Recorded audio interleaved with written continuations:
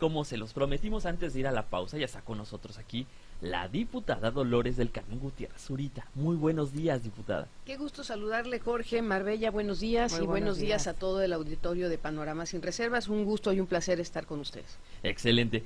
Y pues el motivo de invitarla al día de hoy era precisamente porque habíamos buscado su opinión respecto a ese tema de las comparecencias de los secretarios, que es lo último que hemos visto, y desde luego de la glosa que se hizo de este primer informe del gobierno del estado de Tabasco.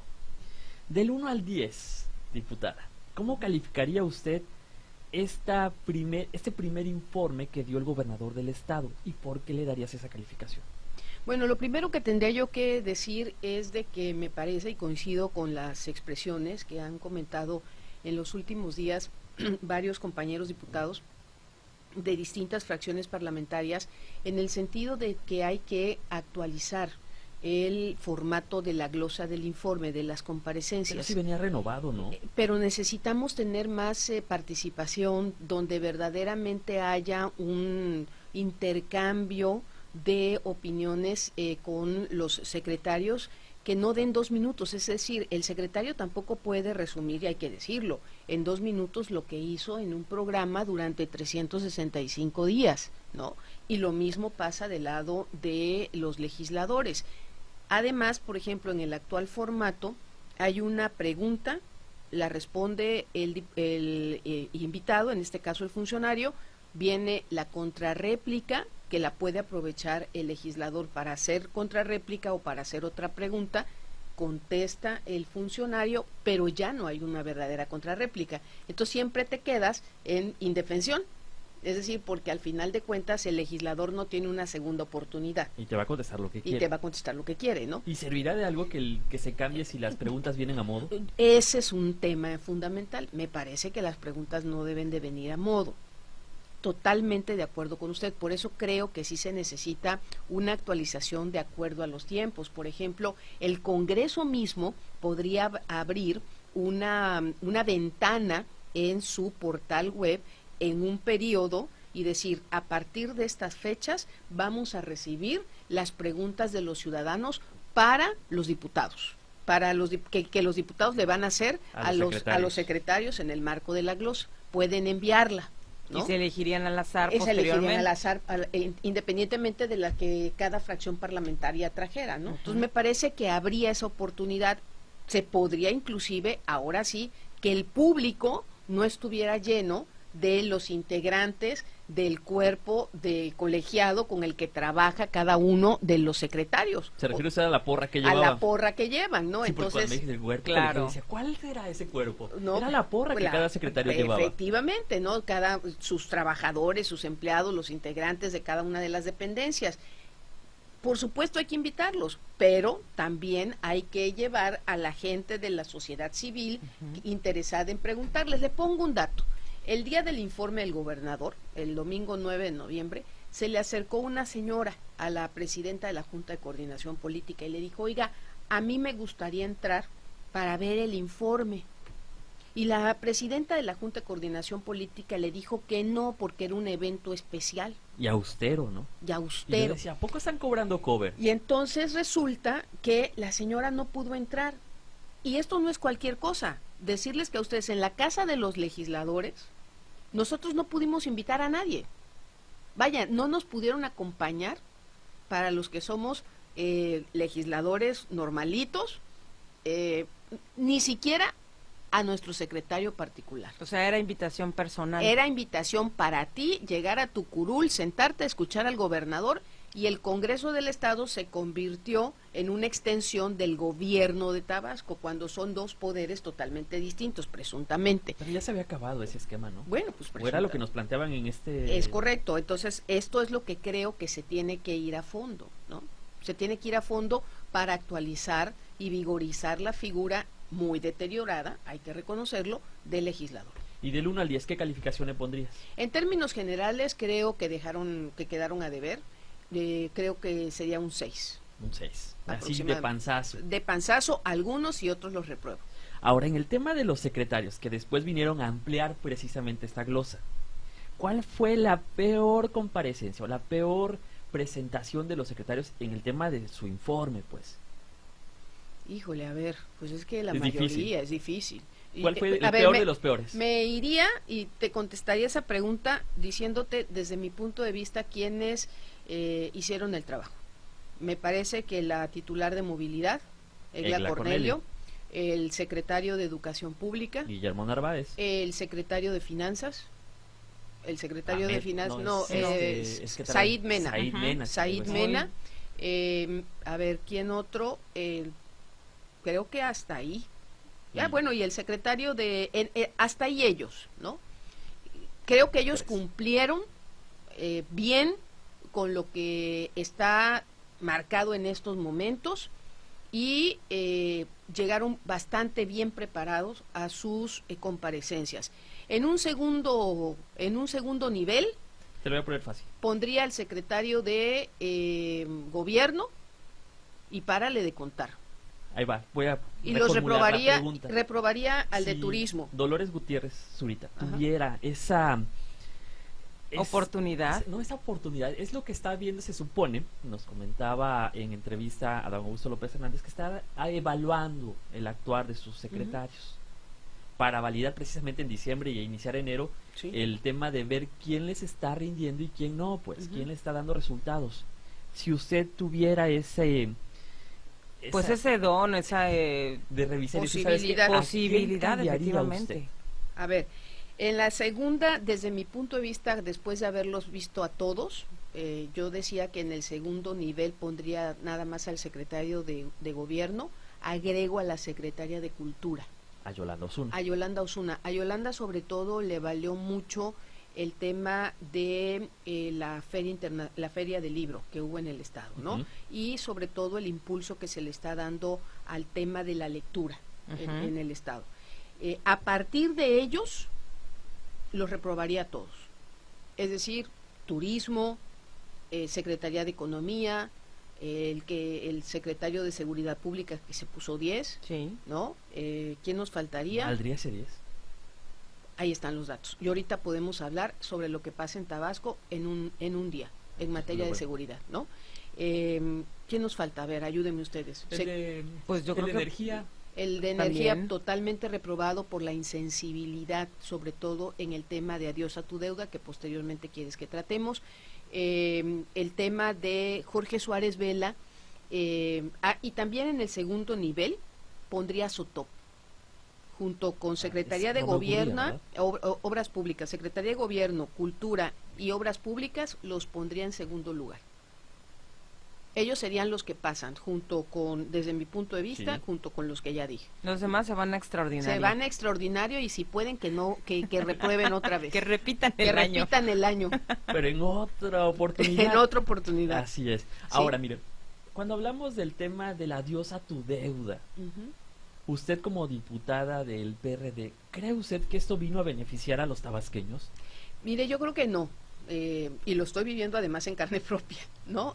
Yo creo que no nos ha venido a beneficiar en nada, porque muchas de las cuestiones que ahorita están saltando, lamentablemente en su momento no se dijeron oportunamente. Como Entonces, el hecho de que se te con- reactivara la deuda. Es correcto, ahí lo dijo usted todo, ¿no? Porque el no lo hecho, sabíamos. exactamente, si a la gente desde un principio le hubieran dicho, a ver, tienes que pagar puntualmente, porque en el momento en que no pagues, en automático se te reactiva tu deuda, la gente iba a tener otra visión, ¿no?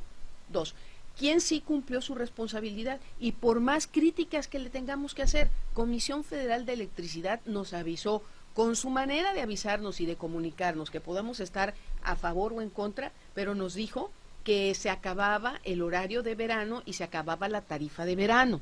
Ujú. Es decir, nos dijo, aguas, en diciembre en la tarifa de invierno no hay subsidio, Así es. ¿no? Cuando el gobierno del estado comenzó una campaña de concientización previa a, cuando nos dijo, cuando firmaron ese convenio con la Comisión Federal de Electricidad, lo que iba a pasar, realmente no nos lo dijeron. En lo personal se molestaron mucho conmigo porque les hice hincapié en lo que señala el inciso H del convenio firmado entre el gobierno del estado y la Comisión Federal de Electricidad. La ampliación para que la gente pueda firmar el convenio, busca, por supuesto, ampliar el número de tabasqueños que lo firmen, pero también que el gobierno del estado no le aplique comisión la cláusula H. Que es que ellos paguen lo Que que ellos no pagaron paguen, los es deudores. correcto. Entonces hay muchísima desinformación. Pero a lo mejor no les alcanzó con sus redes sociales. Pues no lo sé, pero me parece claro que la gente en Tabasco le hace falta información, pero también hace falta mucha sensibilidad de quien dejó el gobierno de Tabasco como enlace con la Comisión Federal de Electricidad y con la población. Tú no puedes decirle a los tabasqueños que además estamos en una crisis económica, laboral, sobreviviendo en muchos casos, de decir, oye, acuérdate que ya vas a recibir tu aguinaldo y entonces págale a la comisión. Bueno, eso sí no te roban. Eso si no te roban, ¿no? O O te si no, asaltan o cuando si no vas. te enferman tus hijos, ¿no? Me parece de una insensibilidad impresionante, ¿no? Entonces, esas son las cuestiones, o decir, a ver, pues ustedes véanlo, pero no puede ser posible que su casa tenga techo de lámina, pero tenga 2 aires acondicionados. Y entonces resulta que solamente los que viven en Tabasco 2000 pueden tener aires acondicionados, ¿o qué? Es que ya ve que en Tabasco hay una temporada fría. Sí, claro. Pero yo no sé cuál es. Es correcto, es correcto. Entonces, me parece que hoy en día lo que empieza a pagar el gobierno del estado, es la desinformación y sobre todo desde mi punto de vista, una mala aplicación del convenio. Hay una cuestión, el gobierno del estado en sí no es parte del deudor. El gobierno del estado debería de jugar el rol de facilitador entre el que debe y a quien le deben, es decir, la Comisión Federal de Electricidad y los tabasqueños. Pero tú no puedes poner en bandeja de plata la cabeza de más de 500,000 tabasqueños, y ahora vamos a ser más los que estamos aquí, vamos a estar metidos y decir, o firmas el contrato y al momento que firmaste el contrato ya es un contrato mercantil, por lo tanto pueden ejercer acción legal en tu contra y sobre tus bienes si tú nos pagas. Eso iba yo. Esa es la diferencia de lo que los anteriores gobernadores, el último del PRI y el último del PRD, o el único que ha estado, observaron y signaron en su momento los acuerdos que en su tiempo como gobernadores estuvieron vigentes. Pero eso lo explicaron. Esto no lo explicaron tampoco. Usted que nos escucha, ¿lo sabía? Esto tampoco lo explicaron. Entonces es un problema que ahora es comercial. Y es como cuando la gente, sus clientes, ustedes los que tienen sus clientes aquí como medio de comunicación, vas y sacas una tarjeta de crédito. Cuando tú no le pagas al establecimiento, te mandan un aviso y te dicen, oiga, no me pagó el mes, espero que en 10 días lo haga o en 5 días. Si no le pagas el segundo, te bloquean.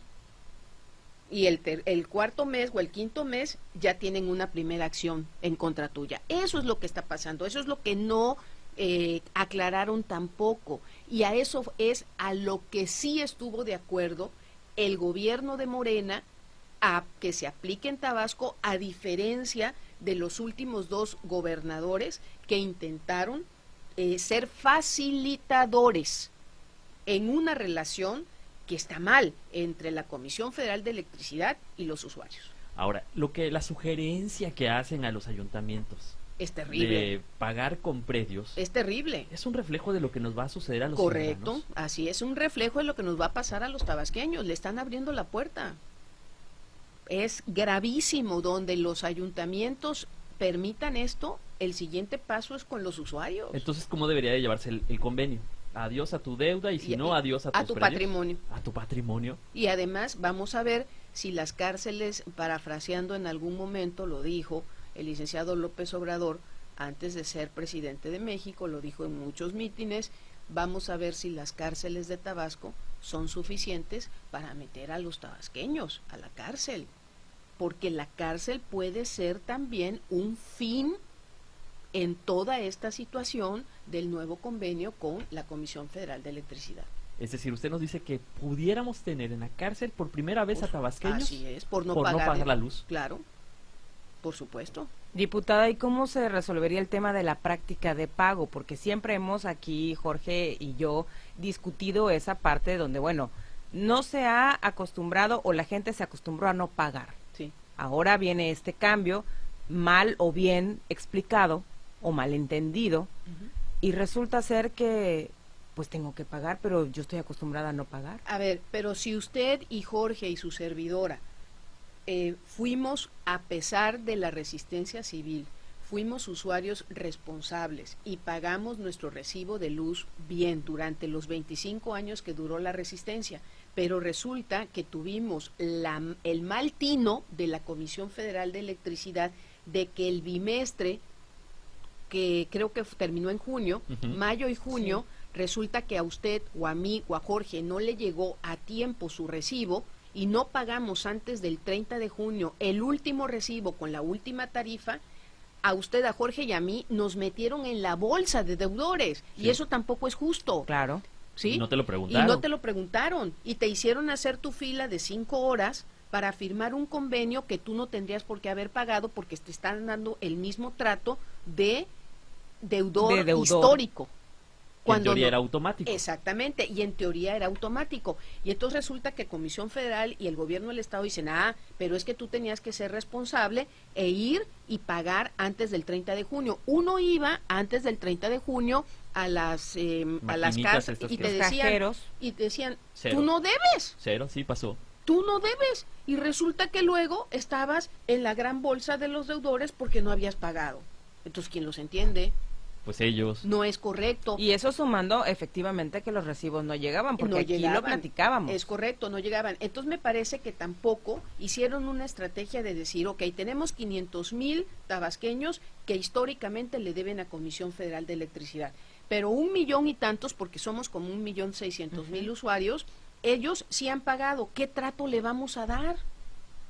Pues son los que se están quejando en este momento de que su tarifa les llegó carísima, ¿no? Carísima, ¿no? Ahora, ¿qué es ese subsidio del que tanto habla CFE? ¿Se El puede subsidiar el 300, 400 o 600%? Porque hay quien dice, yo vengo pagando 1,000 pesos y me llegó de 6,000. Sí, claro. Dices, pues ¿cuánto te Yo tengo subsidiaban, casos de personas humildes que estaban pagando, y en casitas pequeñas, que estaban pagando 500 pesos y ahora les llegó de 5,000 pesos el recibo. Y dices, si quiero pagar, Claro. pero Y a ver, no puedo pagar y entonces eso. la disyuntiva es o como O pago la luz. o le pago a mi hijo la universidad o la escuela, la que sea, o pago la luz O el placo. o el placo, o en fin, ¿no? Entonces resulta que ahora la disyuntiva es esa. Por eso el propio secretario en su comparecencia tuvo que reconocer que al corte del día que se presentó 34,000 tabasqueños habían vuelto a la resistencia civil y van a volver más. Y esto es el mejor reflejo de que fue un mecanismo mal planteado, mal estructurado. ¿Qué hubiera sido? Digo, los hubieras no existen. Pero ¿qué esperaban los tabasqueños en resistencia civil durante 25 años cuando el presidente tabasqueño asumió el poder? Un decreto presidencial en donde en ese momento a los 500,000 tabasqueños se les borra el adeudo histórico con Comisión Federal de Electricidad. Pero así no los vendieron, diputada. Pero no fue un decreto presidencial. Porque si hubiera sido decreto presidencial, ahorita la Comisión Federal de Electricidad no tendría elementos para decir, a ver, Jorge, usted dejó de pagar 2 meses y aquí está otra vez su adeudo histórico. Y aquí tengo su Y escritura. aquí tengo su escritura y todo, ¿no? Y su contrato mercantil. Y ojo, en el nuevo convenio no te dan una copia. No. Y la letra chiquita no la conoce uno. ¿Y qué sucede con esos ciudadanos tabasqueños que que han estado pagando puntuales? Son de esos que no se les puede pasar un recibo. Sí. Fueron a comisión y en comisión un asesor les dijo, tiene que hacer usted su cambio de tarifa. Es lo que estamos platicando. Pero Pues porque les tocó el bingo de que en el mes de junio no fue, o si fue en el tiempo, si fue a la caja y salió, usted no tiene adeudos, pues no tengo adeudos. O sea, barrieron con todos. Barrieron los que con pagan todos. Y los ¿Por que qué? no Porque pagan. además de eso nos están cobrando 600 pesos por el cambio. Entonces nada más multiplique ustedes 1,600,000 usuarios por 600 pesos, ¿no? Entonces también es un dineral. El tema es ese. Faltó un decreto presidencial en donde a Tabasco hubiera un verdadero borrón y cuenta nueva. Y segundo, ¿por qué no lo hizo el presidente? Pues porque le dijeron, aguántese presidente, ahí vienen los de Yucatán, los de Veracruz, los del Estado de México y todos los que nos deben. Y entonces tendría que hacer el mismo trato.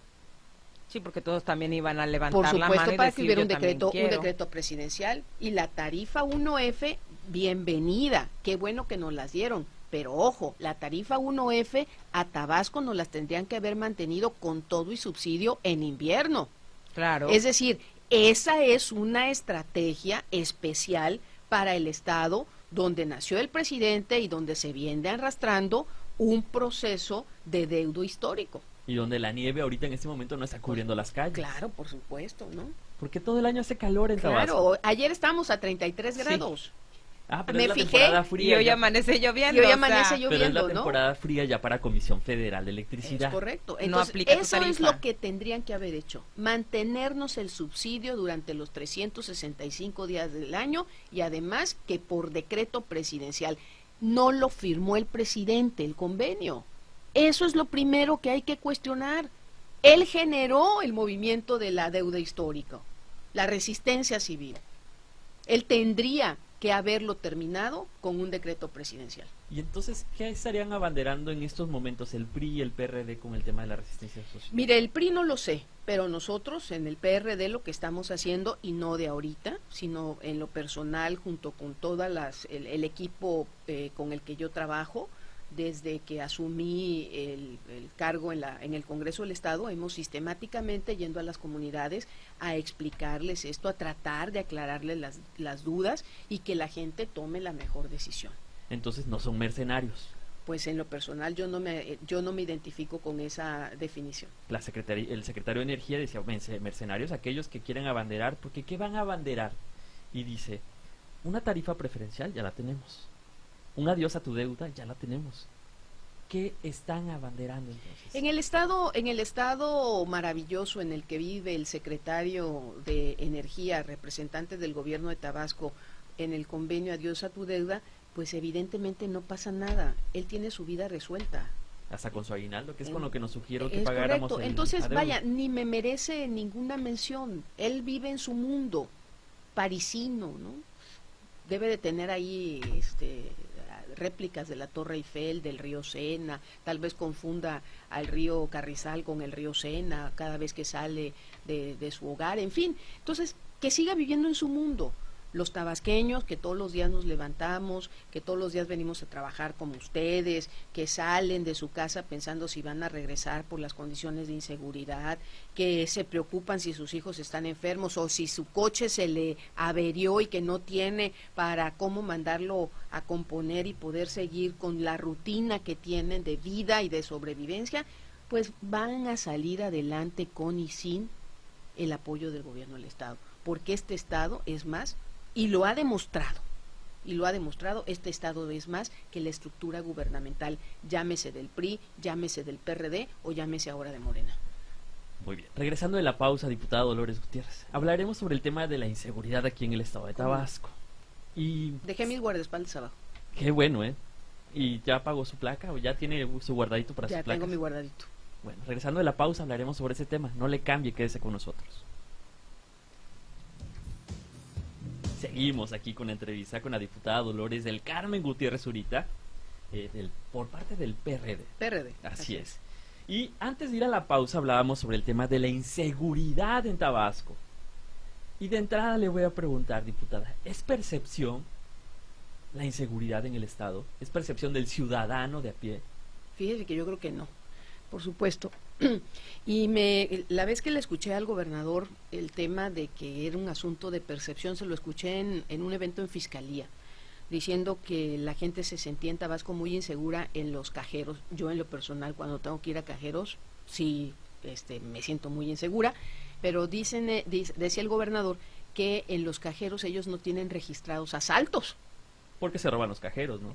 O a la gente, pero yo sí he sabido de gente que les han quitado su dinero cuando han salido de los cajeros.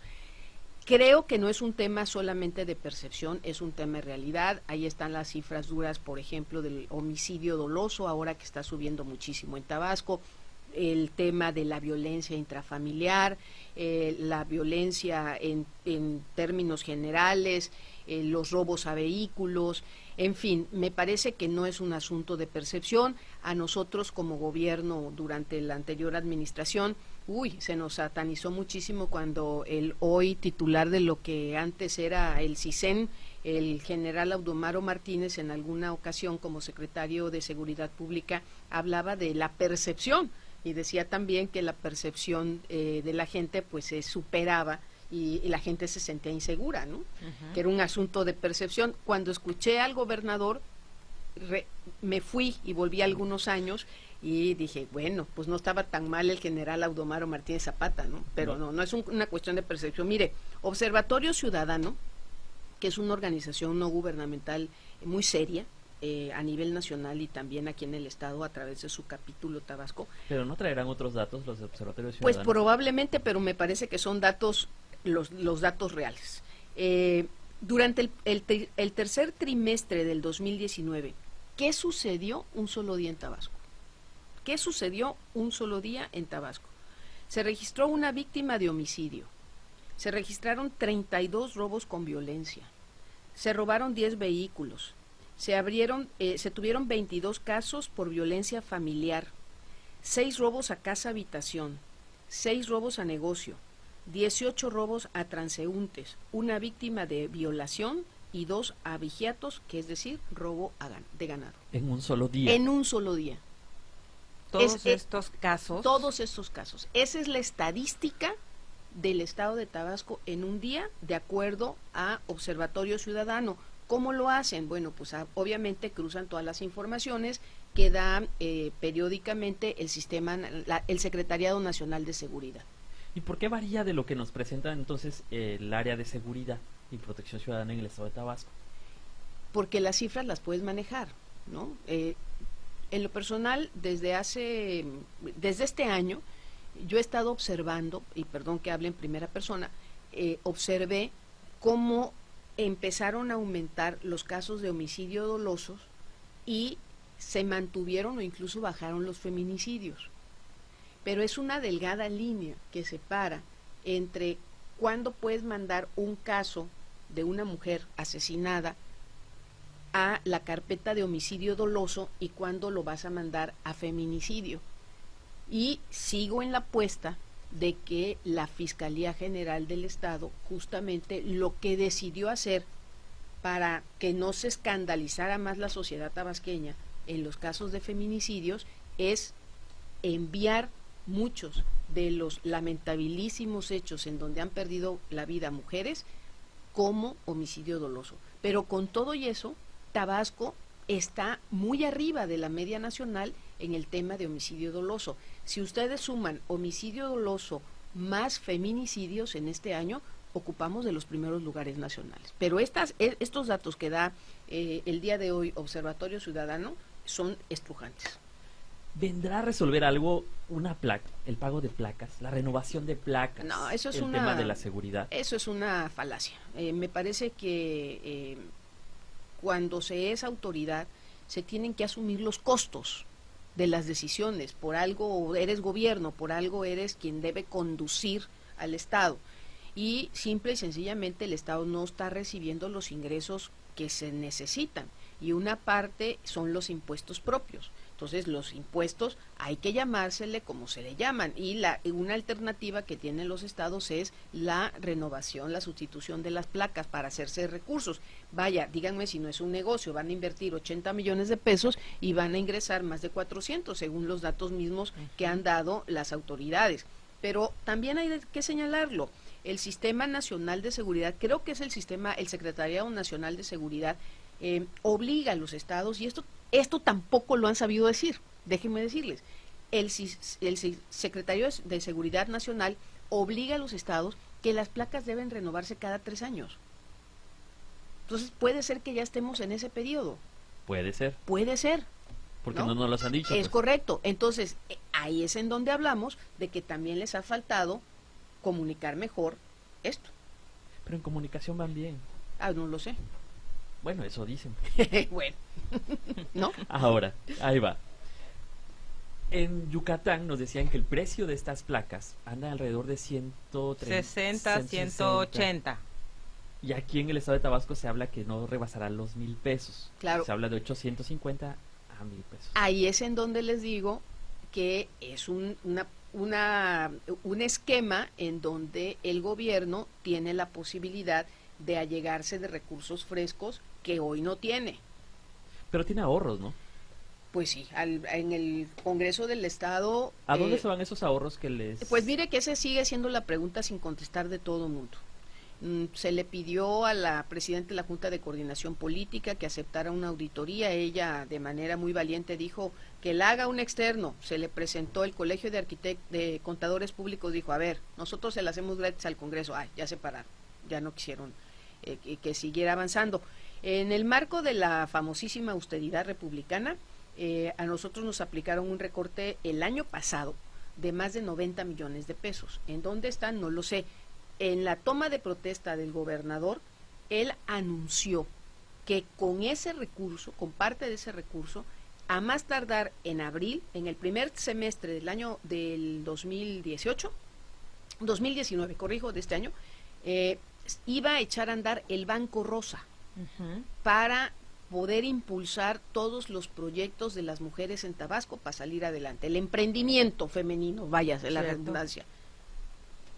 Seguimos esperando el Banco Rosa. Hace un par de semanas el gobernador tuvo que reconocer que no va a haber Banco Rosa, por lo menos en lo que resta del año y una buena parte del siguiente. Ya justificó que la Comisión Nacional Bancaria no les ha dado los permisos, que el dinero se tuvo que dar para otras cuestiones, en fin.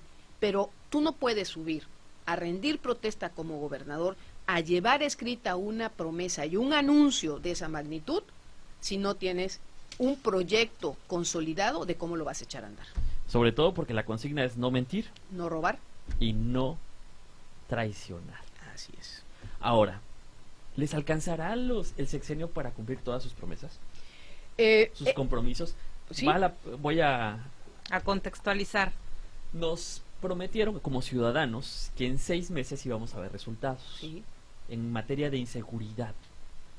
Y ahí nos dijeron, denos chance, pues estamos empezando, estamos agarrando al toro por los cuernos. Y ahora, en la comparecencia precisamente en el tema de seguridad, nos dijeron 2 años. Sí.